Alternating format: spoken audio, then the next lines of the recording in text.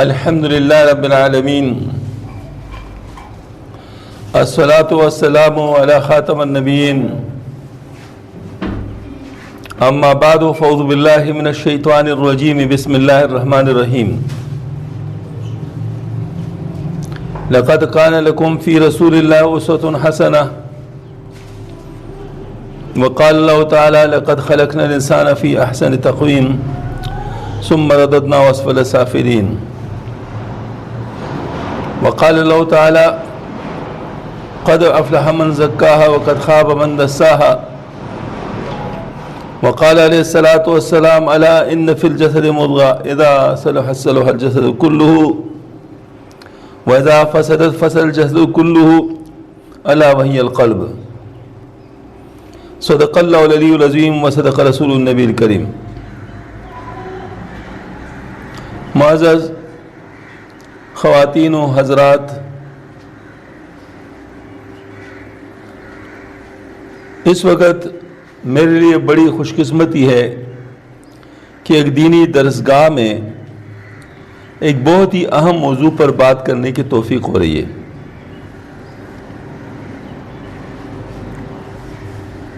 دین کی ساری درسگاہیں بہت اہم ہیں کیونکہ انہوں نے ایک خاص شعبہ کی ذمہ داری اٹھائی ہے، اور وہ شعبہ یہ ہے کہ اللہ جل شانہ ہم سے جو چاہتے ہیں اس سے ہم آگاہ ہو جائیں کہ اللہ پاک ہم سے کیا چاہتے ہیں، اور یہ کہ اللہ پاک نے اس میں سے کوئی چیز مخفی نہیں رکھی ہے. دین بالکل واضح ہے، ظاہر ہے، اور اس کا مطالبہ ہے، اور اس میں مطالبہ کسی ایسی چیز کی نہیں ہے جو انسان کر نہ سکے. لا یکلف اللہ نفسا الا وسعها.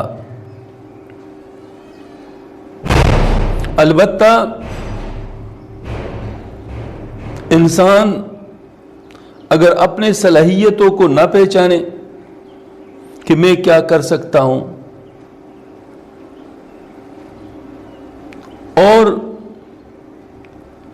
اپنے نفس کو قابو نہ رکھ سکے کہ جس سے منع کیا گیا اس سے منع ہو سکے، اور جس کی کرنے کا بتایا گیا ہے اس کو کرنے کے قابل ہو جائے،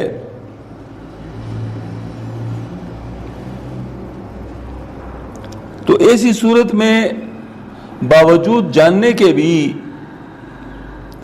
انسان خطا کر سکتا ہے. اگرچہ اللہ پاک نے علم کو بہت بڑی فضیلت عطا فرمائی ہے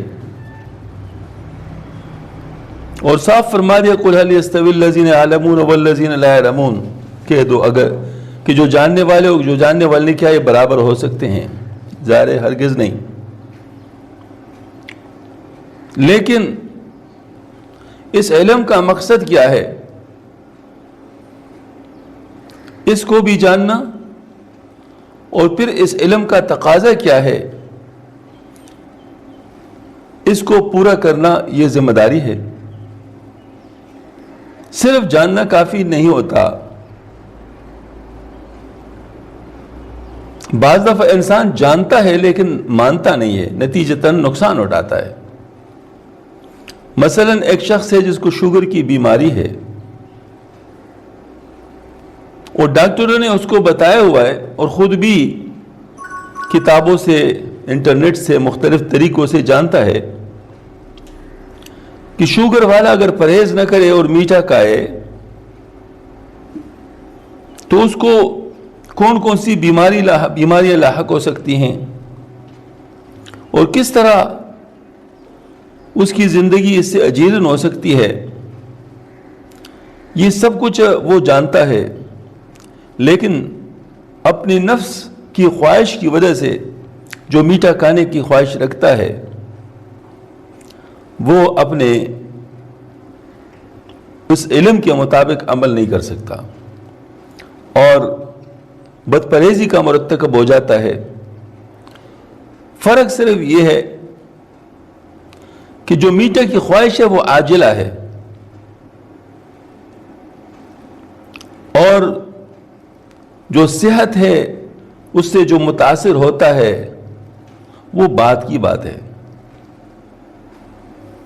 تو نفس کی جو خواہش عاجلہ خواہش ہے اس سے مجبور ہو کر اس کے بعد کے جو مسائل ہے اس کو انسان اس وقت نظر انداز کر لیتا ہے. نتیجتاً بعد میں بیماریاں تکلیفیں اس کو ہی بھگتنی پڑتی ہیں، لیکن اس وقت وہ اپنی اس نفس کی خواہش سے مجبور ہوتا ہے اور اس حرکت سے رک نہیں پاتا. حضرت اویس قرنی رحمۃ اللہ علیہ، ان کو اپنی والدہ نے اپنی ممتا کی جوش کی وجہ سے فرمایا، اویس تھوڑا سا اپنے اوپر رحم کرو، ترس کھاؤ، اس کو اتنی تکلیف کیوں دیتے ہو، اپنے نفس کے اوپر رحم کرو. تو حضرت اویس قرنی رحمۃ اللہ علیہ نے جواب دیا، اماں جان اسی نفس ہی کے لیے تو کر رہا ہوں، کیونکہ اگر میں ان چیزوں سے نہیں رکوں گا جو کہ یہ چاہتا ہے اور اللہ کی نافرمانی ہوگی تو اس کی وجہ سے اگر مجھے عذاب دیا جائے گا تو عذاب تو اس کو بھگتنا پڑے گا. میں اس کے اوپر ہی ترس کھا رہا ہوں. بالکل یہی بات شوگر کی بات بھی ہے. تو اس کا مطلب یہ ہے کہ کسی چیز کا جاننا کافی نہیں ہوتا. ماشاءاللہ آپ ایک دینی درسگاہ میں آپ قرآن پاک کو بھی پڑھتی ہیں، اس کے معنی بھی جانتی ہیں، اس کے مضامین بھی آپ کو معلوم ہوتے ہیں. اگر ابھی نہیں تو بعد میں معلوم ہو سکتی ہے، کیونکہ مختلف درجات ہوتے ہیں، اس میں پھر ساری چیزیں باری باری پڑھنی پڑتی ہیں. اس طرح احادیث شریفہ کی ماشاءاللہ کتابیں بالخصوص سیاستہ یہ آپ کے مطالعے میں ہوں گی. اس میں یہ روایت بھی آپ کے سامنے آئے گا انشاءاللہ، ترمذی شریف کی روایت، کہ 3 لوگوں سے جہنم کی آگ کو گرمایا جائے گا. ابتدا میں ان میں عالم ہوگا، ایک سخی ہوگا، ایک شہید ہوگا. اس روایت کو بیان کرتے ہوئے حضرت ابو ہریرہ رضی اللہ عنہ پہ بار بار غشی طاری ہو جاتی تھی اور اس کو پڑھ نہیں پاتے تھے. بالآخر جو پڑھ لیا تو یہ تھا، عالم سے کہا جائے گا تجھے میں نے علم دیا تھا، تو نے اس کا کیا کیا؟ عالم کہے گا یا اللہ میں دن رات تیرے اس دیے ہوئے علم کو تیرے مخلوقات تک پہنچاتا رہا تیرے لیے. اللہ پاک فرمائے جھوٹ ہے، میرے لیے نہیں، اس لیے کہ تو عالم کہلائے. فرشتے بھی گواہی دیں گے کہ ایسا ہی کیا ہے اس نے. اللہ پاک فرمائے گا تیرا میرے ساتھ کچھ حصہ نہیں، جاؤ جہنم، اور جہنم میں پھینک دیا جائے گا. اس طرح سخی کے ساتھ بھی بات ہوگی، اس طرح شہید کے ساتھ بھی بات ہوگی، اور سب کو ان کا قلبی عمل بتایا جائے گا. ظاہری عمل کیا تھا؟ ظاہری عمل علم حاصل کرنا، سخاوت کرنا اور اللہ کے راستے میں شہید ہونا. یہ ظاہری عمل تھا جو سب لوگوں کو پتہ ہے. لیکن اللہ کو جو پتہ ہے وہ یہ تھا کہ عالم کہلانا چاہتا تھا، یہ سخی کہلانا چاہتا تھا، یہ بہادر کہلانا چاہتا تھا. یہ اللہ پاک کو پتہ تھا، کیونکہ اللہ پاک کی نظر جو ہے وہ دلوں پر ہوتی ہے. ينظر الى قلوبكم. تو دل کے اندر جو مخفی چیز تھی وہ اللہ کو پتہ ہے. نتیجتاً وہ اس کی وجہ سے جہنم رسید ہو جائیں گے. اللہ تعالیٰ ہماری حفاظت فرمائے. اب ایک مخفی چیز جو دل کی بات ہے، جو کسی کو علم نہیں ہے، اس کی بنیاد پر اس کی تمام ظاہر کی جو چیزیں تھی وہ ضائع ہو گئیں. یہ کیا چیز ہے؟ کیا آپ کسی کتاب کے پڑھنے سے اس کو دور کر سکتی؟ یہ ممکن نہیں ہے. اس کی وجہ یہ ہے کہ دل کی جو اصلاح ہے وہ 3 چیزوں پر موقوف ہے. مثلاً ایک حوض ہے، اس حوض کے اندر چاروں طرف سے نہریں آ رہی ہیں جس میں گند آ رہا ہے، اس حوض کو آپ پاک کرنا چاہتی ہیں، جب تک وہ جو گند نہروں میں آ رہا ہے پاک نہیں ہوگا، صاف نہیں ہوگا، وہ بند نہیں ہوگا، اس وقت تک کیا یہ حوض کو پاک کیا جا سکتا ہے؟ کیونکہ اگر اس کو پاک بھی کرو گی تو مزید گند اس میں آ کر اس کو دوبارہ خراب کر دے گی۔ تو اس کو پاک اور صاف کرنے کا طریقہ تو پہلے یہی ہوگا نا کہ پہلے ان نہروں کو صاف کر دو، جہاں سے گند نہ آئے، پھر اس کے بعد اس حوض کو پاک کر دو تو ہو جائے گا آسانی کے ساتھ۔ یہی طریقہ عام طریقہ تھا اصلاح کا پہلے۔ کیسے؟ ہمارے جو دل ہے اس تک ایک چینل، ایک رستہ، ایک نہر، یہ آنکھ سے آتا ہے، دوسرا کانوں سے آتا ہے، تیسرا زبان سے آتا ہے، چوتھا ذہن سے آتا ہے، پانچوں ہاتھ پاؤں، مختلف جسم کے جو جگہ جہاں سے گناہ کا سامان ہو سکتا ہے وہ چینل دل تک پہنچتے ہیں۔ اب گناہ ادھر ہوتے ہیں، آنکھ دیکھتی ہے نفس کی وجہ سے، گناہ کر بیٹھتی ہے، اثر دل پر ہوتا ہے۔ کان جو ہے نا، مطلب یہ کہ کان جو ہے نا وہ گناہ کی باتیں سن لیتا ہے، اثر دل پر ہوتا ہے۔ زبان گناہ کی باتیں کر لیتی ہے، اثر دل پر ہوتا ہے۔ دماغ دل کی باتیں، گناہ کی باتیں سوچ لیتا ہے، اثر دل پر ہوتا ہے۔ اور اس طریقے سے جسم کے باقی حصے گناہ کر لیتی ہیں، اس کا اثر دل پر جاتا ہے۔ تو یہی وہ نہریں ہیں جو دل کو خراب کر رہی ہیں۔ تو بغیر ان کو صاف کیے، بغیر ان کو کنٹرول کیے، کبھی بھی دل پاک اور صاف نہیں ہو سکتا۔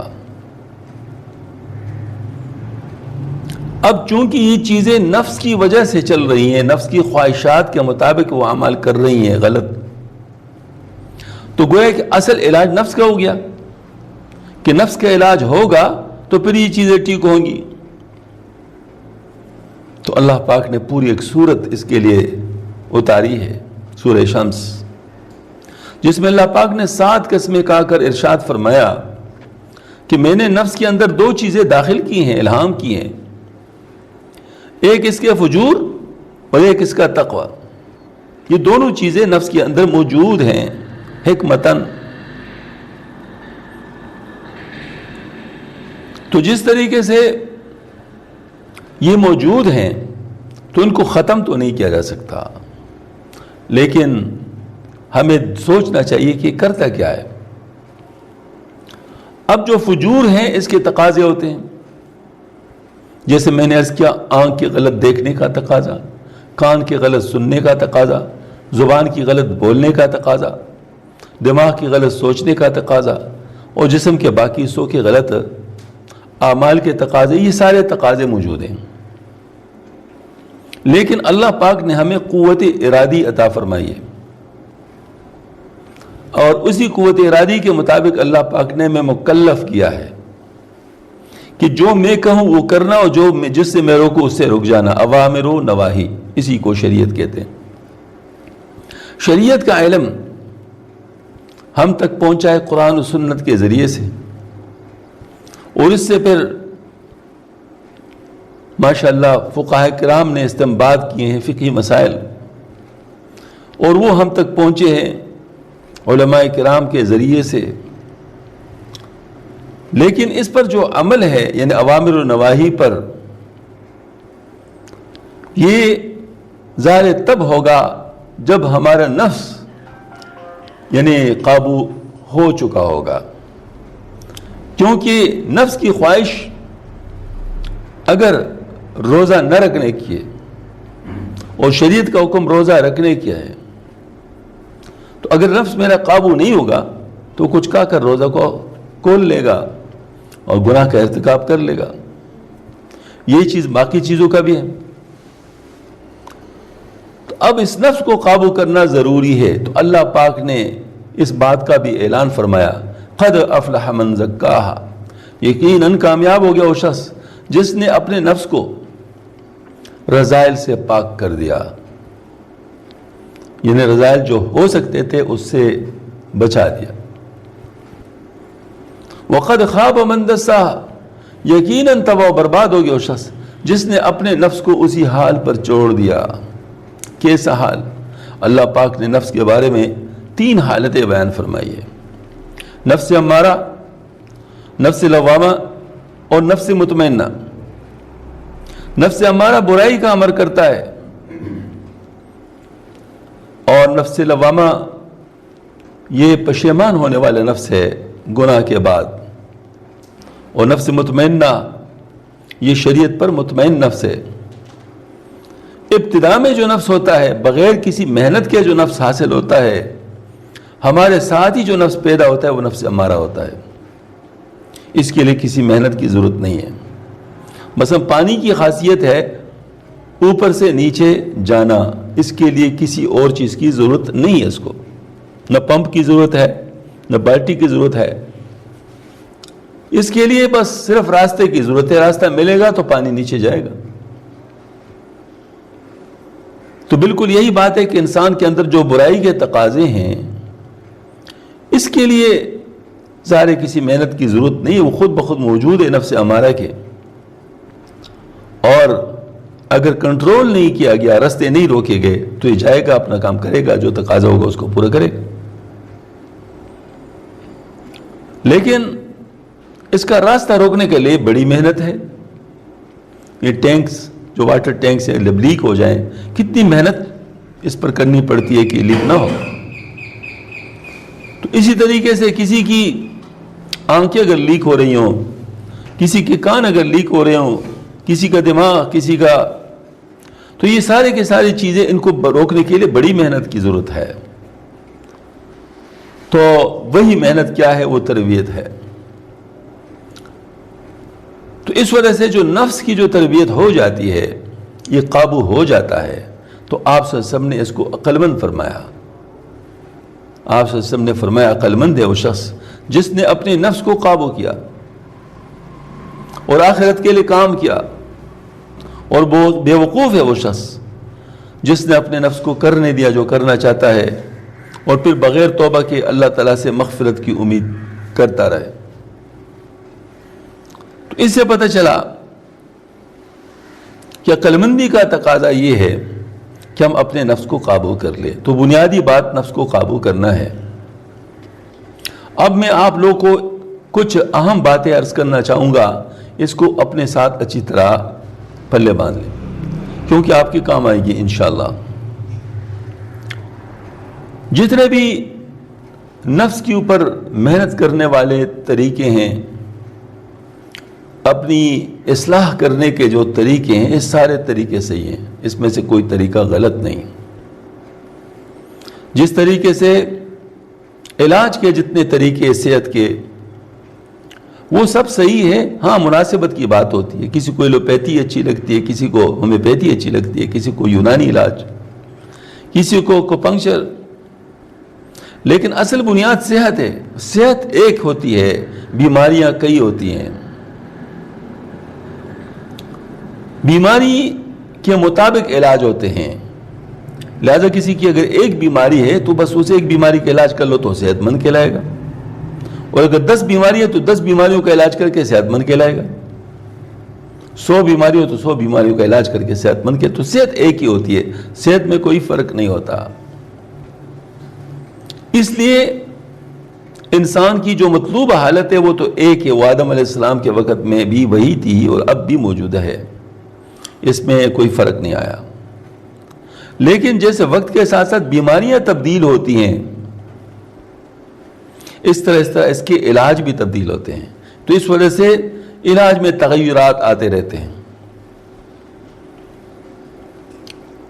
آپ صلی اللہ علیہ وسلم کے وقت صحابہ کرام کو اللہ جل شانہ نے آپ صلی اللہ علیہ وسلم کی صحبت کی برکت سے وہ نعمت نصیب فرمائی تھی کہ جس کے ذریعے سے ان کو کچھ اور نہیں کرنا تھا، بس صرف شریعت پر چلنا تھا۔ کیونکہ باقی چیزوں کی اصلاح وہ آپ صلی اللہ علیہ وسلم کی صحبت کی برکت سے ہو جاتی تھی. اس وجہ سے ان کو کسی اور چیز کی ضرورت نہیں تھی. حضرت انس رضی اللہ تعالیٰ عنہ فرماتے ہیں کہ ابھی ہم نے آپ صلی اللہ علیہ وسلم کے قبر اطہر کے مٹی سے ہاتھ جاڑے ہی تھے کہ ہم نے اپنے دلوں کے اندر فرق محسوس کیا. پتہ چلا کہ آپ صلی اللہ علیہ وسلم کی صحبت کے جو آثار تھے وہ کم ہونے لگے، اور یہ وقت کے گزرنے کے ساتھ ساتھ مزید کم ہو رہے ہیں. تابعین کو جو صحابہ سے حصہ ملا تھا تب تابعین کو اتنا نہیں ملا، پھر اس کے بعد مزید کمی، پھر اس کے بعد مزید کمی، پھر اس کے بعد مزید کمی. تو ہمارے دور کا حال کیا ہوگا؟ لیکن مطلوبہ صحت تو وہی ہے، مطلوبہ صحت تو وہی آدم علیہ السلام کے وقت والی ہے. لہذا اگر کمی اس میں آ گئی ہے تو آپ کو مزید اور ہم کو مزید محنت کرنی پڑے گی اس کو ٹھیک کرنے کی، تاکہ وہ جو کمی آئی اس کو ہم باقی چیزوں سے پورا کر سکیں.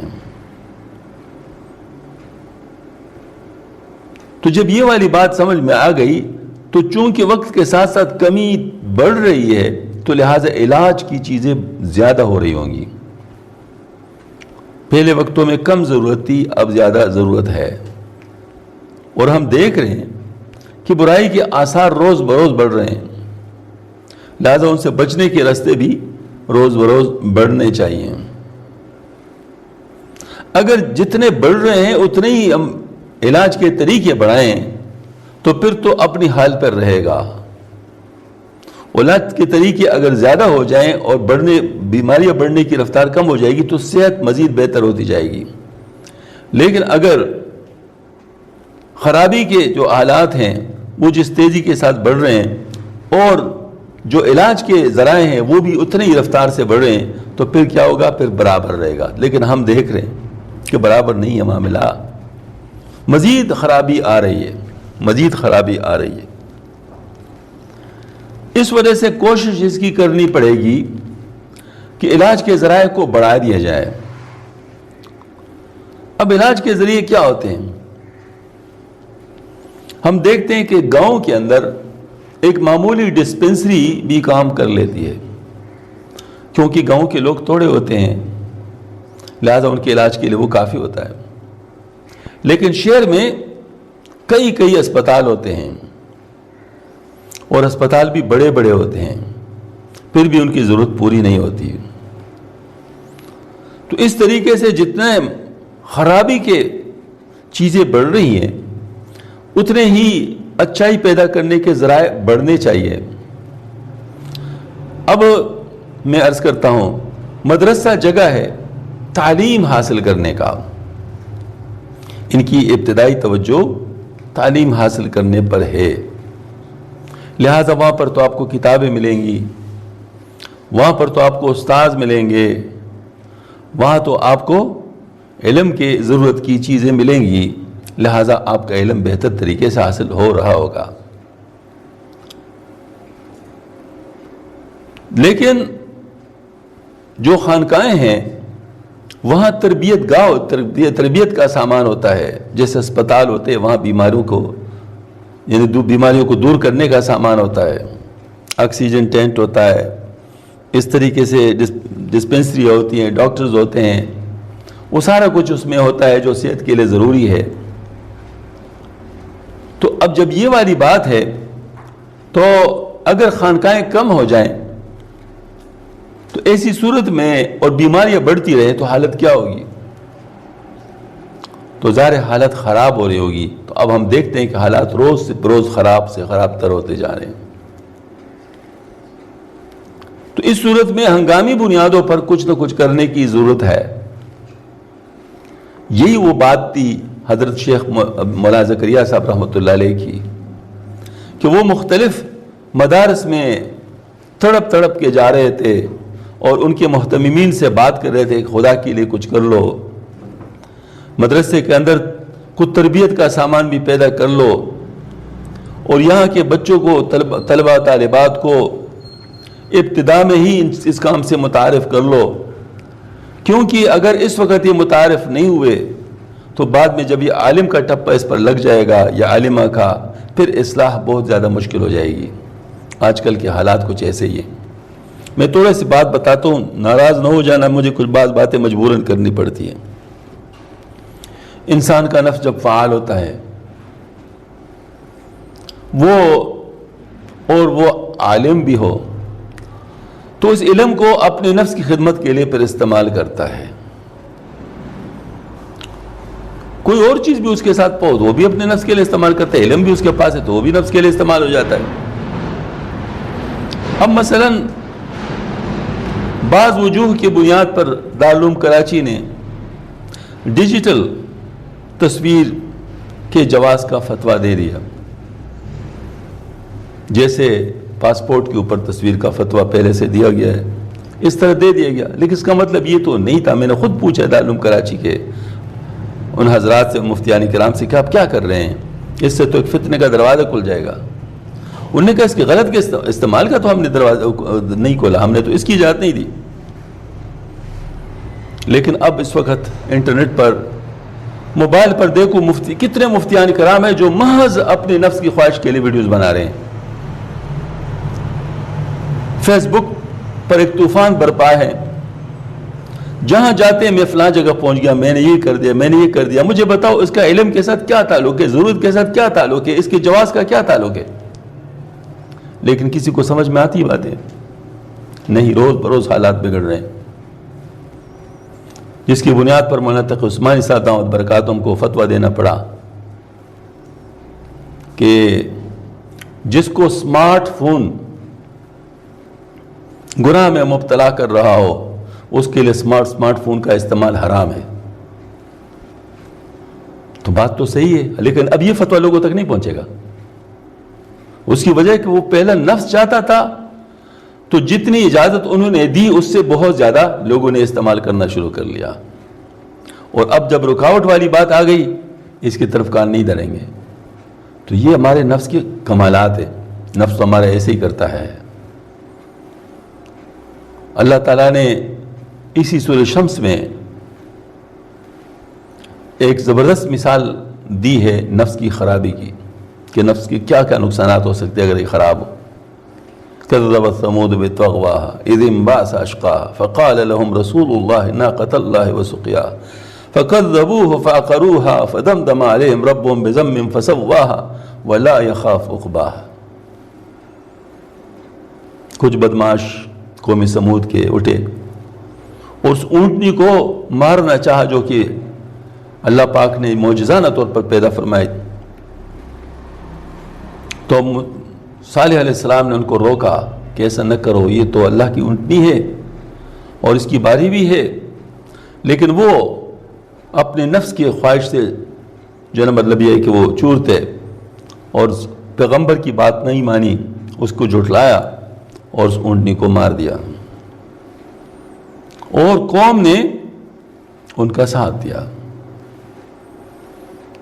جب یہ حالت ہو گیا تو اللہ جل شانہ کی طرف سے ان پر عذاب آ گیا پورے قوم کے اوپر، اور ان کو ملیا میٹ کر دیا۔ فدمدم علیہم ربہم بذنبہم فسواہا ولا یخاف عقباہا، اور پھر اس کے بعد اللہ کو کوئی پرواہ نہیں کی کیا کو۔ تو اس کا مطلب یہ ہوا کہ نفس جو ہوتا ہے، وہ کہتے لمحوں نے خطا کی، صدیوں نے سزا پائی۔ نفس کی وجہ سے بعض دفعہ قوم کے قوم تباہ ہو جاتے ہیں، محلے کے محلے اجڑ جاتے ہیں۔ اس وجہ سے نفس کی جو اصلاح ہے لازم ہے۔ مجھ سے کسی نے کہا آپ کہتے قد افلح من زکاہا سے نفس کی اصلاح فرض ہے، تو قد افلح تو بہت ساری جگہوں کے ساتھ آیا ہے۔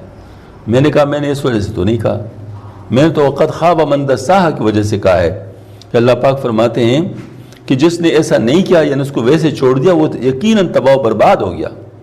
تو جس کی وجہ سے اللہ پاک فرماتے ہیں کہ وہ چیز وہ تباہ و برباد ہو جاتی ہے، تو اس سے بچنا کیسے ہے؟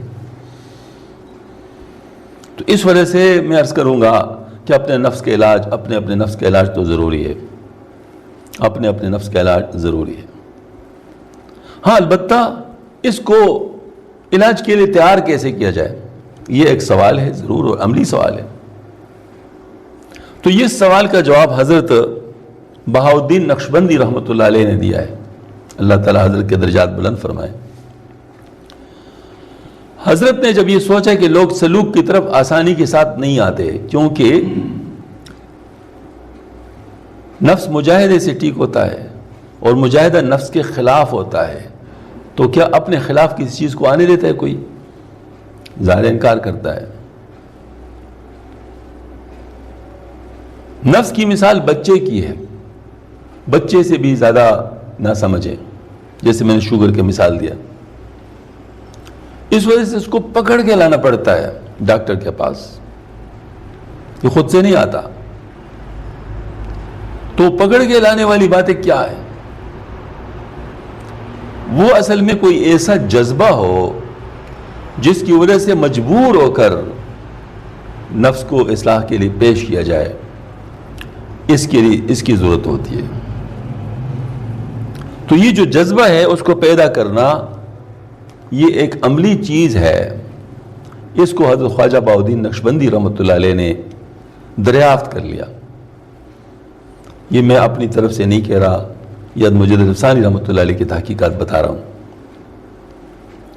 جب دریافت کر لیا، ایسے طریقہ دریافت کر لیا جس سے انسان کے اندر جذبہ پیدا ہو جائے کسبی طور پر، ایک ہوتا ہے وہبی طور پر جذبے کا پیدا ہونا، یہ آتا ہے نفس کی اصلاح کے بعد، اس کو جذب وہبی کہتے ہیں۔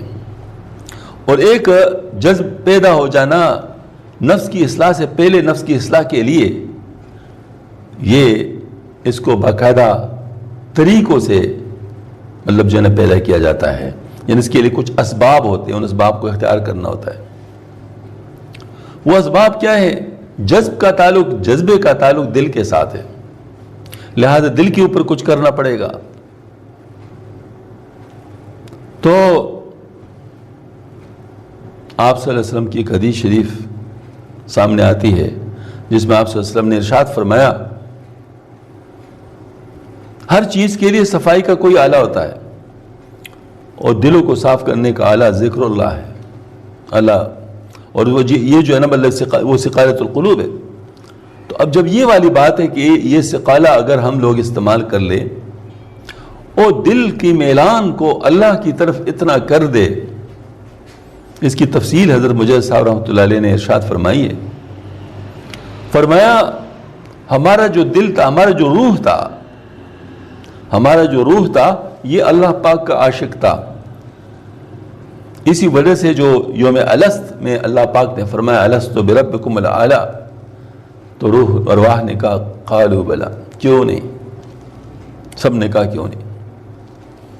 اس کا مطلب یہ ہوا کہ وہ روح ارواح سارے عاشق تھے، لیکن جس وقت یہ ارواح جسم کے اندر آ گئے، نفس کے اندر آ گئے، تو چونکہ روح کی وجہ سے انسان زندہ ہوتا ہے، کام کر سکتا ہے، تو اس روح کو ظاہر گویا یوں سمجھ لیے کہ زندگی کہتے ہیں جب انسان کے جسم میں ہوتا ہے اور نفس ساتھ ہی پیدا ہوتا ہے، تو یہ نفس کا شکار ہو جاتا ہے، نفس کا پابند ہو جاتا ہے۔ جب تک اس پر محنت نہیں ہو چکی تو نفس اس سے کام لیتا ہے، نفس اس سے کام لیتا ہے۔ تو اس چیز کو پیدا کرنے کے لیے کہ یہ جو نفس کے لیے یہ روح استعمال ہوتا ہے، دوبارہ روح کو یاد دلایا جاتا ہے کہ تو اس کا نہیں تھا، نفس کا نہیں تھا، بلکہ تو اللہ کا تھا۔ یعنی ہر وقت اللہ پاک کا حکم ہماری طرف متوجہ ہوتا ہے اور نفس کی خواہش بھی ہماری طرف متوجہ ہوتی ہے، اور ہمیں ہر وقت فیصلہ کرنا ہوتا ہے کہ اللہ کی مانے یا نفس کی مانے۔ اسی وجہ سے قرآن پاک میں جا بجا ارشاد فرمایا گیا ہے، کیا تم نے نہیں دیکھا کہ جنہوں نے اپنے نفس کی خواہشات کو اپنا الہ بنایا، یعنی گویا کہ جیسے اللہ کی بات ماننی ہوتی ہے یہ اپنے نفس کی بات مانتے ہیں۔ تو یہ جو بات میں عرض کر رہا ہوں کہ باقاعدہ گویا کہ روح کو دوبارہ یہ سمجھانا ہوگا، دوبارہ یہ سمجھانا ہوگا کہ کہ تو اللہ کا عاشق تھا، تو کیا کر رہا ہے؟ اب یہ جو اللہ پاک کا عاشق تھا یہ اس کو کیسے سمجھائیں؟ تو جیسے ایڈورٹائزمنٹ کا اصول ہوتا ہے کہ بار بار ایک چیز بتایا جاتا ہے بتایا جاتا ہے بتایا جاتا ہے بتایا جاتا ہے حتیٰ کہ انسان کے لاشعور میں اتر جاتا ہے، جس کی میں مثال دیتا ہوں جیسے کوکا کولا اور پیپسی کولا، جس کی کوئی فائدہ نہیں، لیکن اتنا ایڈورٹائزمنٹ اس کا ہو گیا ہے کہ سب لوگ اس کو اپنے لیے مفید سمجھنے لیں، حالانکہ صحت کے لیے نقصان دہ ہے۔ اب پیسے دے کر اپنا نقصان کر رہے ہیں ایڈورٹائزمنٹ کی وجہ سے۔ یہ فیشن جو ہوتا ہے یہ کیا چیز ہوتی ہے؟ اتنا لوگ مطلب اس کو دیکھ لیتے ہیں کہ اس سے نظر خیر ہو جاتی ہے، اور پھر انسان کا نفس یہی چاہتا ہے کہ میں بھی اس طرح کروں۔ تو اس کا مطلب یہ ہوا کہ انسان دیکھنے سے بھی متاثر ہوتا ہے، سننے سے بھی متاثر ہوتا ہے، بولنے سے بھی متاثر ہوتا ہے، سوچنے سے بھی متاثر ہوتا ہے۔ تو یہ تمام چیزیں جو ہیں اس طرح اگر ہم کریں تو اگر ہم مثبت انداز میں کریں تو اس سے بھی ہم متاثر ہو سکتے ہیں۔ مثال کے طور پر میں سوچوں اللہ بہت مہربان ہے، اللہ بہت مہربان ہے، اللہ بہت مہربان ہے، اللہ بہت مہربان ہے، یہ چیز میرے اندر راسخ ہو جائے گی، اور پھر میں واقعی اللہ پاک کو مہربان سمجھوں گا۔ اللہ مجھے رحمت کی نگاہ سے دیکھ رہا ہے، اللہ محبت کی نگاہ سے دیکھ رہا ہے، اللہ محبت کی نگاہ سے دیکھ رہا ہے، میں بار بار اس کو کروں گا تو واقعی میں یہ سمجھوں گا پھر۔ تو اس وجہ سے مختلف طریقے وجود میں آ گئے اس جذب کو پیدا کرنے کے لیے، جس میں ذکر جہری بھی ہے، جس میں مراقبہ بھی ہے، جس میں ذکر لسانی بھی ہے۔ مختلف طریقوں سے اس جذب کو پیدا کیا جاتا ہے، اور جس وقت جذب پیدا ہو جاتا ہے پھر اس کے بعد یہ نفس کو مجاہدے کے لیے پیش کرنا کوئی مشکل نہیں رہتا، بہت آسان ہو جاتا ہے۔ الحمدللہ اللہ کا احسان ہے ہمارے سلسلے کے اندر یہ چیز چونکہ پہلے سے موجود ہے، تو لوگ عموماً مجاہدہ نہیں چاہتے، مجاہدے سے گھبراتے ہیں، لیکن اللہ کا شکر ہے کہ ہمارے ہاں جو خواتین ہیں، خواتین پہ چونکہ پہلے کام شروع ہوا تھا، مجھ سے پہلی بیعت جو تھی وہ خاتون تھی، اور اس وجہ خواتین مجھ سے اتنی تعداد میں بیعت ہوئی ہیں کہ مجھے لگتا یہ ہے کہ مردوں سے وہ زیادہ ہیں۔ اس وجہ سے خواتین کے مسئلے بھی میرے پاس بہت آتے ہیں، تو ان کے لیے ہم نے پہلے ہی سے یہی طریقہ جذب والا اس کو رکھا ہے۔ کیوں؟ اس کی وجہ یہ ہے کہ اس میں خاموشی ہے، اس میں زہر نہیں ہے۔ قلبی ذکر، روح کا ذکر، سر کا ذکر، خفی کا ذکر، اخفا کا ذکر، یہاں تک ماشاءاللہ کہ پورے جسم کا ذکر، اور جب یہ شروع ہو جاتا ہے تو ماشاءاللہ بعض خواتین اس حد تک پہنچ جاتی ہیں کہ وہ کہتی ہیں کہ بس ہم کوئی ایسا کام نہ کرے جو اللہ کی مرضی کے خلاف ہو۔ ایسے وقت میں ان کا ہم سلوک شروع کرا دیتے ہیں۔ سلوک اصل میں تعمیر ہے، یعنی یوں کہہ سکتے ہیں ایک آدمی مکان بنانا چاہتا ہے لیکن اس کے لیے مکان بنانا مشکل ہے، بہت پریشان ہے، وہ اس کے لیے ہمت نہیں کر سکتا، لیکن مکان بنانا چاہتا ہے۔ اب کسی ایک سے سن لیا، دوسرے سن لیا، تیسرے سن لیا، لوگوں کا اعتذار دیکھ لیا، مکان اچانک اس کا ارادہ ہو گیا کہ اب تو میں نے کسی بھی وجہ سے ہم نے مکان بنانا ہے، اور اب اگر اس نے ارادہ کر لیا کہ مکان بنانا ہے تو کیا اس کا مکان ویسے بن جائے گا؟ ٹھیک ہے، ارادہ کر لیا نا، مکان ارادے سے تو بنتا نہیں ہے، اس کے بعد کچھ معمولات ہوتے ہیں، کچھ اعمال ہوتے ہیں کہ کرنے سے انسان کا جو ہے نا وہ یہ مکان بنتا ہے۔ تو اسی طریقے سے جب ارادہ ہو جائے اپنی اصلاح کا تو پھر اصلاح کے لیے جو طریقے ہیں وہ سارے اپنانے پڑتے ہیں، اسی کو سلوک کہتے ہیں، اور یہ باقاعدہ ایک طریقے سے کرنے ہوتے ہیں کہ کون سا کام پہلے کون سا کام بعد۔ تو حضرت مجدد الفسانی رحمۃ اللہ نے ارشاد فرمایا کہ 10 مقامات سلوک طے کرنے ہوتے ہیں، 10 مقامات سلوک طے کرنے ہوتے ہیں۔ پہلا مقام مقام توبہ ہے، دوسرا مقام مقام انابت ہے، تیسرا مقام مقام قناعت ہے، چوتھا مقام ریاضت، پانچواں مقام تقوی، چھٹا مقام زہد، ساتواں مقام صبر، آٹھواں مقام توکل، نواں مقام تسلیم، 10واں مقام رضا۔ یہاں پر اللہ پاک کی طرف سے جو پیغام آیا ہے اس کے ساتھ بات مل جاتی ہے۔ اللہ پاک فرماتے ہیں یا ایت النفس المطمئنہ ارجعی الی ربک راضیۃ مرضیہ فادخلی فی عبادی وادخلی جنتی۔ اے مطمئن نفس، لوٹ جا اپنی رب کی طرف اس حالت میں کہ تو اس سے راضی، وہ تجھ سے راضی ہے، پس میرے بندوں میں داخل ہو جا اور میری جنت میں داخل ہو جا۔ تو اس سے پتہ چلے جب انسان کا نفس راضی ہو جائے اللہ پاک سے، اس کو نفس مطمئنہ کہتے، اور اس کے جواب میں اللہ پاک اس سے راضی ہو جاتے ہیں، اس کے جواب میں اللہ پاک اس کو ابدیت نصیب فرما دیتے ہیں، بندگی جس کو کہتے ہیں، اور اس کے نتیجے کے طور پر اللہ پاک اس کو جنتی بنا دیتے ہیں۔ لیکن ابتدا کہاں سے ہوتی ہے؟ ابتدا اپنی نفس کی اصلاح سے ہوتی ہے۔ اصل میں نفس کی اصلاح ہی ہے۔ پھر اس کے بعد جب یہ مکمل ہو جائے 10 مقامات سلوک، تو اس کو کہتے ہیں سلوک تمام ہو گیا، سیر اللہ مکمل ہو گیا۔ اس کے بعد سیر فی اللہ کا نام کتابوں میں آتا ہے، لیکن جب اس پہ غور کیا پتہ چلے کہ اصل میں طریق صحابہ ہے، یعنی صحابہ کرام کی زندگی اس کے سامنے ہوتی ہے، اور پھر جو صحابہ کرام کر چکے ہیں یہ بھی کرنے کے لیے تیار ہو جاتا ہے اپنے اپنے حالاتوں میں، اپنے اپنے ظرف کے مطابق۔ تو یہ جو بات میں عرض کر رہا ہوں کہ طریق صحابہ پر انسان چل پڑتا ہے، اور پھر طریق صحابہ کبھی بھی ختم نہیں ہوتی۔ جتنا کوئی ترقی کر سکتا ہے تو کر لے گا اس میں، لیکن بہرحال سیر اللہ کا مکمل کرنا ضروری ہوتا ہے۔ تو یہ جو بات میں عرض کر رہا ہوں کہ اس کے لیے جو کرنا پڑتا ہے وہ سلوک طے کرنا ہوتا ہے، یہ ہمارا کام ہے۔ پھر طریق صحابہ تو شریعت پر چلنا ہے، اس میں تو درمیان میں کچھ اور بات نہیں ہے۔ تو یہ سیر اللہ کے لیے جو ذرائع ہیں جیسے مراقبات ہیں، تو حضرت مجدد الفسانی رحمۃ اللہ علیہ نے 3 قسم کے ادوار رکھے ہیں۔ پہلا دور چند مقامات ہیں جسم کے اندر جس کو ذاکر بنایا جاتا ہے، جس میں قلب ہے، روح ہے، سر ہے، خفی ہے اور اخفاء ہے۔ ہمارے یہاں کتاب اس پر بارے میں ہے، سلوک النساء تو ختم ہو چکے ہے، لیکن طریقہ علی نقش بندیہ کی جدید ترتیب اس میں موجود ہے۔ تو یہ 5 لطائف کہلاتے ہیں۔ ان 5 لطائف کو باقاعدہ ذاکر بنانا پڑتا ہے۔ جب یہ ذاکر ہو جاتے ہیں تو انسان کو محسوس ہوتا ہے کہ وہاں پر ذکر ہو رہا ہے، اللہ اللہ ہو رہا ہے، یا لا الہ الا اللہ، یا اللہ، جو اس ذکر پر بھی کسی کوئی اس کو لگا دے وہ ذکر بھی شروع کر لیتا ہے۔ اس کے بعد دوسرا دور ہے، وہ دور کیا ہے؟ وہ مراقبہ احدیت کا ہے۔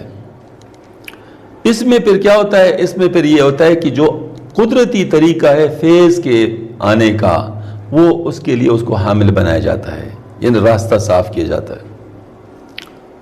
اس میں فیض آتا ہے اللہ جل شانہ کی طرف سے یقیناً، جیسے پانی آتا ہے ٹینک سے، آتا ہے نلوں کے ذریعے سے، ملتا ہے ٹیپ سے، مطلب جو ٹونٹی ہے اس سے ملتی ہے۔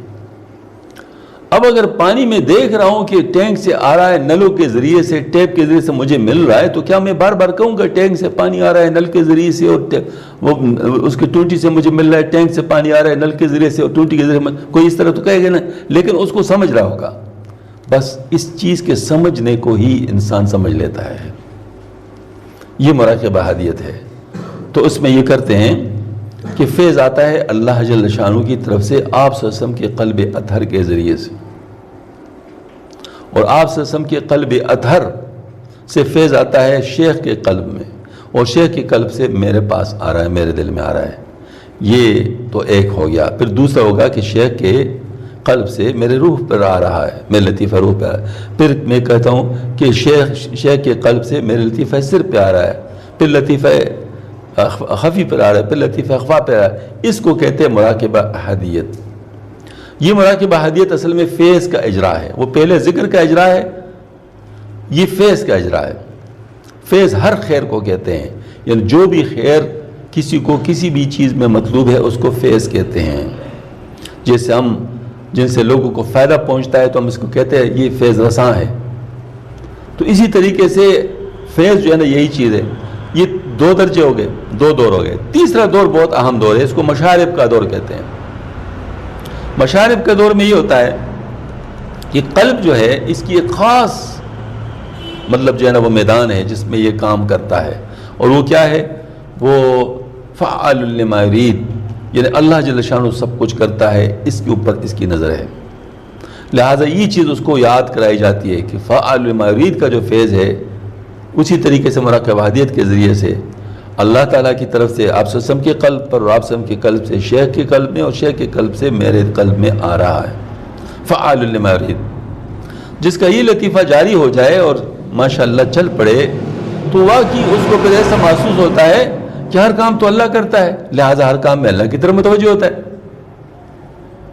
اور ہونا بھی چاہیے، تو ہمارے عقیدے کا مسئلہ ہے، لہٰذا اس میں فائدہ ہی فائدہ ہے۔ اس کے بعد پھر جب یہ لطیفہ جاری ہو جائے، مشرب جاری ہو جائے، تو پھر اس کے بعد دوسرا مشرب ہے صفات ثبوتیہ کا، یعنی اللہ پاک کے وہ صفات جو انسانوں میں بھی ہیں، لیکن انسان کے جو صفات ہے وہ اصل میں ذل کے طور پر ہے، اور اصل اللہ پاک کے جو صفات ہے وہ اصل کے طور پر ہے، ان کو صفات ثبوتیہ کہتے ہیں، جس میں اللہ پاک کا دیکھنا، اللہ کا سننا، اللہ کا کلام فرمانا، اللہ کا پیدا فرمانا، یہ تمام یہ آٹھ جو ہے نا وہ ہیں صفات ہیں۔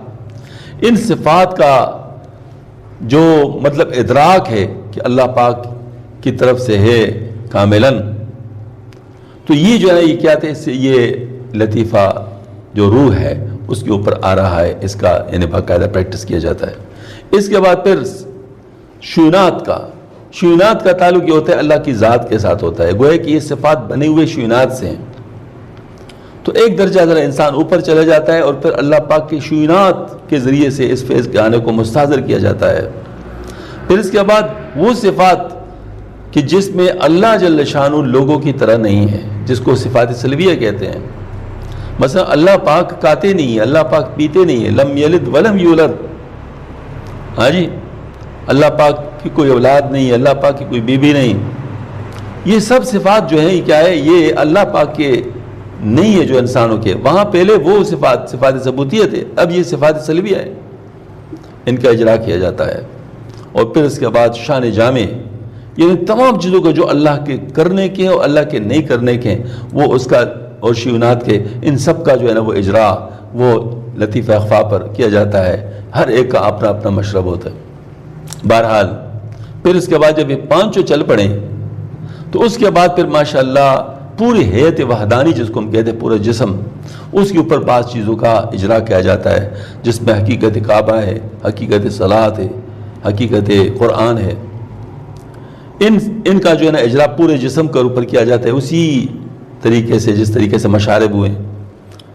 اب جب یہ والی بات سمجھ میں آ گئی تو اب انسان تیار ہو گیا سلوک کو طے کرنے کے لیے، سلوک کو طے کرنے کے لیے تیار ہو گئے، لیکن اس سے پہلے بھی تیار ہو سکتے ہیں۔ بعض لوگ زیادہ حساس ہوتے ہیں، وہ پہلے ہی لطیفے پہ تیار ہو جاتے ہیں، تو پھر اس کے بعد پھر ان کو سلوک طے کرانا ہوتا ہے۔ جیسے میں نے عرض کیا، وہ کیا ہوتا ہے، وہ پھر باقاعدہ شیخ کے ساتھ اس کا رابطہ ہوتا ہے، شیخ کو وہ اپنے احوال بتاتی ہے اور وہ اس کو علاج بتاتے ہیں، اس کے اوپر وہ عمل کرتی ہے، پھر اس کے بعد نتیجے کے طور پر احوال بتاتی ہے، اور یہ احوال بتانے کا اور علاج بتانے کا سلسلہ جاری ہوتا ہے تا صحت، یہ سلسلہ چل رہا ہوتا ہے۔ بہرحال بات مختصر اگر میں عرض کروں کہ یہ کام چونکہ بغیر شیخ کے ہو نہیں سکتا، لہذا اس کے لیے شیخ کا تلاش یہ اول قدم ہے، پہلے ہی قدم پر یہی ہے کہ شیخ کو تلاش کیا جائے۔ البتہ چونکہ آج کل افراد تفرید کا دور ہے، اللہ تعالی ہم سب کو معاف فرمائے، ہر چیز کے اندر نمبر 2 آ چکا ہے، لہذا ان چیزوں میں بھی ہے، اور لوگ پیروں کے نام پر دنیا دار ہوتے ہیں اور لوگوں کو لوٹتے ہیں، اس وجہ سے لوگ گھبراتے بھی ہیں کہ ہم کس کے پاس جائیں، لیکن حضرت مولانا روم رحمۃ اللہ نے فیصلہ فرمایا ہے کہ کوٹے سکوں کے چلنے سے پتہ چلتا ہے کہ کرے سکے موجود ہے، کیونکہ اگر کرے سکے بالکل نہ ہو تو کوٹے سکے چل ہی نہ سکے۔ تو جب یہ والی بات ہے تو اس کا مطلب ہے کہ کرے سکے تو موجود ہے، لیکن صرف تلاش کرنے کی ضرورت ہے۔ تو تلاش کرنے کے لیے ہمیں آپ کو 8 اصول بتاتا ہوں۔ پہلا اصول یہ ہے کہ وہ اہل سنت والجماعت میں سے ہو، دوسرا اصول یہ ہے کہ اس فرض عین درجے کا علم رکھتا ہو، تیسرا اصول یہ ہے فرض عین درجے علم پر عمل رکھتا ہو، چوتھی بات یہ ہے کہ ان کی صحبت کا سلسلہ آپ سے ان کے صحبت تک پہنچتا ہو، اور پانچواں یہ ہے کہ کسی شیخ کامل سے اجازت ہو، چھٹا اصول یہ ہے کہ اس کا فیض جاری ہو، یعنی جو بھی اس سلسلے میں اس کے ساتھ رابطہ کرتے ہوں ان کو اس کا فیض محسوس ہوتا ہے، اور ساتویں بات یہ کہ مروت نہ کرتا ہو، اصلاح کرتا ہو، اور آٹھواں اصول یہ ہے کہ ان کے ساتھ رابطے میں اللہ کی محبت بڑھتی ہو، دنیا کی محبت کم ہوتی ہو۔ اگر ایسا کوئی مل جائے تو پھر اس میں مزید دیر نہیں کرنی چاہیے، البتہ اگر نہیں ملا ابھی تک تو وہ ایک وظیفہ میں دیا کرتا ہوں 300 دفعہ سبحان اللہ والحمدللہ ولا الہ الا اللہ واللہ اکبر، 200 دفعہ لا حول ولا قوت الا باللہ العظیم، اس کو 40 دن تک بلا ناغہ کرنا کہ کوئی ناغہ اس میں نہ ہو، تو اس کے بعد پھر اطلاع کر دے تو ان کو مزید کا بتا دیجیے کہ ہمارا ٹائم جو ہے نا وہ ٹیلی فون کا 12 بجے سے لے کے 1 بجے تک ہے، جمعے کے دن نہیں ہوتا، تو ٹیلی فون کر سکتی ہیں، ان کو انشاءاللہ اگلا سبق بتا دیں گے۔ تو اس طریقے سے چلتا رہے گا۔ ماشاءاللہ آپ کی طرف سے مطلب بعض دفعہ فون آتے ہیں، لیکن جس حد تک جو بچیاں بیعت ہو چکی ہیں استانیہ، میرا خیال ہے کہ سب کا شاید نہیں ہوتا، تو لہٰذا اس چیز کو ذرا تھوڑا سا مہربانی کر کے اولین ترجیح دے دیں، کیونکہ اصلاح کا معاملہ ہے، سارے عمل کا دار و مدار اسی پر ہے، لہٰذا اپنی اصلاح کو اولین مطلب حیثیت دے کر وہ جو بتایا جائے اس کے اوپر عمل کر کے اس کو باقاعدہ احوال بھیجنے کا ہمیں جو ہے نا وہ اطلاع کرنے کا بندوبست کر لیجئے گا۔ کوئی طریقہ ایسا بنائے کہ اس میں کسی وجہ سے آپ کی اطلاع رک نہ سکے اور میرا جو بات ہے وہ آپ تک پہنچ سکے۔ یہاں پر کوئی آیا ہے، مولانا صاحب نے ہمیں جو وظیفہ دیا تھا لطیف قلب لطیف روح، الحمدللہ وہ ہم نے محسوس بھی کیا ہے، اب آگے جو آپ کا حکم ہوگا اس کے مطابق عمل کریں گے۔ تو جن بچیوں کا یا دوستانیوں کا یہ ہو چکا ہے لطیف قلب لطیف روح، ان کو اللہ اللہ ہوتا ہوا محسوس ہوتا ہے، تو اب آگے جو لطیفہ سر ہے، میں آپ کو لطائف کی جگہ بتا دیتا ہوں۔ پہلی جگہ جو ہے نا وہ بالکل دل، یہ تو سب کو معلوم ہوتا ہے کہ دل کہاں پر ہے، تو وہ تو اس کے اوپر ہے۔ اچھا، پھر اگر انسان کا جسم کو آدھا کر دیا جائے تو اس تقسیم کرنے والی جو لائن ہے، اس سے جو بائیں طرف جتنا دل ہے اتنا ہی دائیں طرف جو جگہ ہے اس کو لطیفہ روح کہتے ہیں۔ پھر اس کے بعد جو لطیفہ قلب ہے، اس سے 4 انگل اوپر جو جگہ ہے اس سے 2 انگل اس لائن کی طرف، یہ جو جگہ ہے اس کو لطیفہ سر کہتے ہیں۔ پھر دائیں طرف جو جگہ لطیفہ روح، اس سے 4 انگل اوپر، اور پھر اس جگہ سے 2 انگل یہ اس لائن کی طرف، یہ جو جگہ ہے اس کو لطیفہ خفی کہتے ہیں۔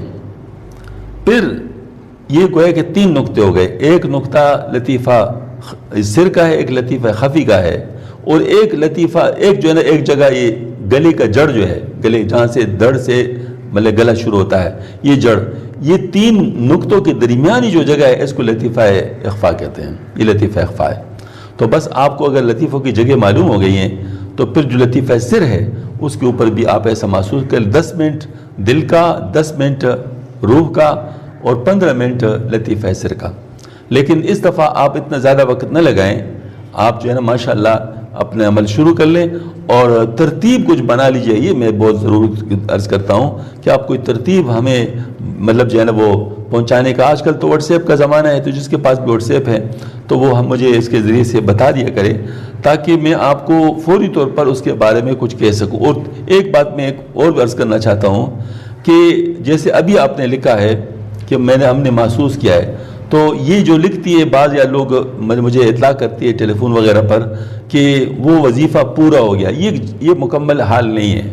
جب آپ کہتی ہیں کہ پورا ہو گیا تو اب موجود کیفیت کیا ہے، یعنی آئے اس لطیفے پر آپ ذکر محسوس کر رہی نہیں کر رہی، کیسے کر رہی، کیا مشکل ہے، کتنا کر رہی ہیں، یہ ساری چیزیں بتانی چاہیے، کیونکہ ڈاکٹر کو ساری باتیں بتانی ہوتی ہیں، پھر ڈاکٹر اپنا نسخہ بتاتا ہے، ورنہ سے پہلے تو ڈاکٹر اندھا ہوتا ہے۔ تو اس کا مطلب یہ ہے کہ آپ مجھے پوری کیفیت بتا دیا کرے اس موجودہ لطیفہ کا جس کا ذکر آپ کو دیا گیا ہے، اس کو کرنے کا پوری کیفیت بتا دیا کرے، انشاءاللہ میں آپ کو اس کے بارے میں عرض کروں گا۔ اللہ جل شانہ ہم سب کو عمل کرنے کی توفیق عطا فرما دے۔ وما علینا الا البلاغ۔ ٹھیک ہے جی، جو پہلا سوال ہے اصل میں یہ سوالوں کے جوابات میں اس لیے نہیں دیتا، یہ فقہی سوال ہیں، ماشاءاللہ یہ مفتیان کرام سے پوچھنے کی چیزیں ہیں۔ یہ دوسرا سوال بھی فقہی سوال ہے۔ رمضان المبارک کے لیے کوئی خاص وظیفہ بتایا جائے، یہ میں عرض کر سکتا ہوں کیونکہ یہ جنرل ہے، یہ مفتی کا ہونا ضروری اس کے لیے نہیں ہے، وہ کتابوں میں موجود ہے، اور وہ یہ ہے کہ 4 چیزیں ہیں۔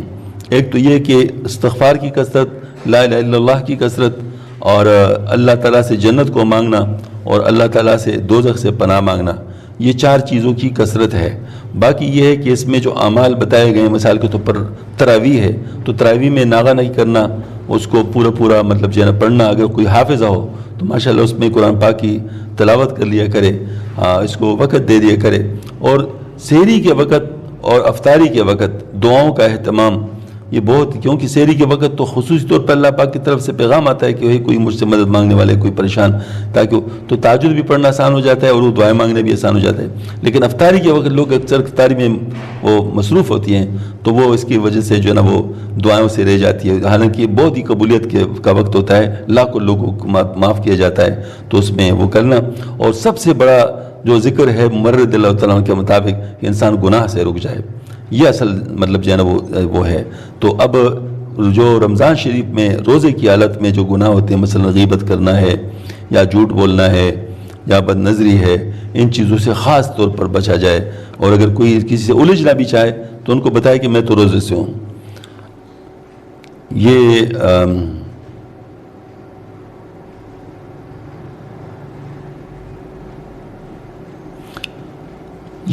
آپ نے ماشاءاللہ ساری سوالات اکثر جو ہے نا وہ بھیجی ہیں فقہی سوالات۔ یہ فقہی سوالات کا جوابات میں قصداً نہیں دیتا، اس کی وجہ یہ ہے کہ میرا اصول یہ ہے کہ مفتی اگر شیخ نہ ہو تو تربیت نہیں کرے، اور شیخ اگر مفتی نہ ہو تو وہ فتویٰ نہ دیا کرے۔ تو اس اصول پر پہلے مجھے عمل کرنا چاہیے نا، پھر اس کے بعد باقیوں کو میں کہہ سکتا ہوں۔ اچھا، مولانا صاحب الحمدللہ ہم سب 5 وقت نماز پڑھتے ہیں، ہمیں نماز میں زیادہ دل لگا کر پڑھنے والا وظیفہ بتائے۔ یہ بہت اچھا ہے، یہ ماشاءاللہ اس کا تعلق تصوف کے ساتھ ہے، اور یہ کیفیت احسان سے حاصل ہو سکتا ہے، اور کیفیت احسان حاصل ہوتا ہے نفس مطمئنہ حاصل ہونے کے بعد۔ تو آپ کو نفس مطمئنہ کے بارے میں تو میں نے بتا ہی دیا، تو اب آپ اس پر زور دے دیں کہ آپ کو نفس مطمئنہ جلد سے جلد حاصل ہو جائے، اس کے بعد کیفیت احسان بھی انشاءاللہ حاصل ہو جائے گا، تو آپ کا نماز واقعی نماز بن جائے گا۔ یہ واقعتاً دیکھو اسلام تو ہم سب نے قبول کیا الحمدللہ، اللہ کا شکر ہے، لیکن ہم سے مطلب غلطیاں بھی ہوتی ہیں، گناہ بھی ہوتے ہیں، لیکن جس وقت مقام تسلیم اگر کوئی طے کر لے تو کہتے ہیں حقیقی معنوں میں اس وقت مسلمان ہو جاتا ہے، کیونکہ وہ دل سے یہ مان لیتا ہے کہ اللہ پاک کی ہر بات صحیح ہے اور اس پر مبنی پر مصلحت ہے، اس میں میرا خیر ہے۔ تو یہ چیز جو ہے نا مطلب اسی طریقے سے ماشاءاللہ ہم سب نماز پڑھتے ہیں، لیکن یہ نماز ہمیں اس وقت حاصل ہوگی جب نفس مطمئنہ حاصل ہو جائے گا، اور ساتھ ساتھ پھر اس کے بعد کیفیت احسان حاصل ہو جائے گا۔ اللہ پاک عمل کی توفیق عطا فرمائے۔ الحمدللہ رب العالمین، الصلاۃ والسلام علی خاتم النبیین۔ یا اللہ اپنے فضل و کرم سے ان خواتین نے اور بچیوں نے یا اللہ العالمین جو ارادہ کیا چاروں سلسلوں کے اندر داخل ہونے کی، یا اللہ اپنے فضل و کرم سے ان کو اپنے اللہ ان سلسلوں میں داخل فرما دے، ان سلسلوں کی فیض و برکات اے اللہ ان کو اور ہم سب کو نصیب فرما دے۔ یا اللہ پاک راستہ جو تو نے ہم پر کھولا ہے اس کی قدر کرنے کی توفیق عطا فرما، اور اس کے مطابق اپنی اصلاح کی جتنے بھی اصول ہیں قواعد ہیں اس کے مطابق یا اللہ العالمین ہمیں اپنے آپ کو پیش کرنے کی توفیق عطا فرما دے۔ یا اللہ ہم کمزور ہیں، اپنی کمزوری کا اعتراف ہے، تیری مدد ہو تو کام ہو سکے گا۔ یا اللہ ہماری پوری مدد فرما دے، اس پورے مدرسے کو قبول فرما دے، تمام استانیوں کو قبول فرما، تمام طالبات کو قبول فرما، تمام انتظامیہ کو قبول فرما، اس تمام علاقے کو قبول فرما دے۔ یا اللہ ہم سے ناراض نہ ہو، اپنے یا اللہ جتنے بھی ناراضگی کے کام ہیں اللہ ان سے ہمیں دور فرما دے۔ یا اللہ العالمین شیطان کے تمام چکروں سے محفوظ فرما دے۔ یا اللہ ہماری نفسوں کی بہترین تربیت فرما دے، اپنے حبیب پاک صلی اللہ علیہ وسلم کی مبارک سنتوں پر دل سے چلنے اور چلانے والا بنا دے۔ ہمیں نفس مطمئنہ عطا فرما، قلب سلیم عطا فرما۔ یا اللہ عقل فہیم عطا فرما دے، اپنی رضا کی دولت عظیم عطا فرما دے۔ ہمارے دلوں کے اندر جو جائز حاجات ہیں ان کو پورا فرما، اور جو ناجائز حاجات ہیں ان سے ہمارے دلوں کو فارغ فرما۔ ہمیں مستجاب الدعوات بنا، جن نے دعاؤں کے لیے کہا ہے سوچے تفکر سب کی دعاؤں کو قبول فرما دے۔ یا اللہ تو ہم سے راضی ہو جائے، سر کے پر ناراض نہ ہو، ہمیں اپنے صدیقین میں، صادقین میں، محبین میں، محبوبین میں شامل فرما، ان لوگوں میں جن کو دیکھ کر تو خوش ہوتا ہے، ان لوگوں میں جن کے بارے میں تو فرما دے جو میرے ان کو تو گمراہ نہیں کر سکتا۔ یا اللہ ہمارے تمام دعاؤں کو اپنے بھی پاس میں تو پھر قبول فرما۔ اللہم انا نسألک من خیر ما سألک من عبدک و نبیک و حبیبک محمد صلی اللہ علیہ وآلہ وسلم، ونعوذ بک من شر ما استعاذ من عبدک و نبیک و حبیبک محمد صلی اللہ علیہ وآلہ وسلم، انت المستعان ولا حول ولا قوة الا بک، سبحان ربک رب العزة عما یصفون وسلام علی المرسلین والحمد للہ رب العالمین۔ اپنی دعاؤں میں مجھے ضرور یاد رکھیں، بالخصوص رمضان شریف کے دعاؤں میں۔ السلام علیکم۔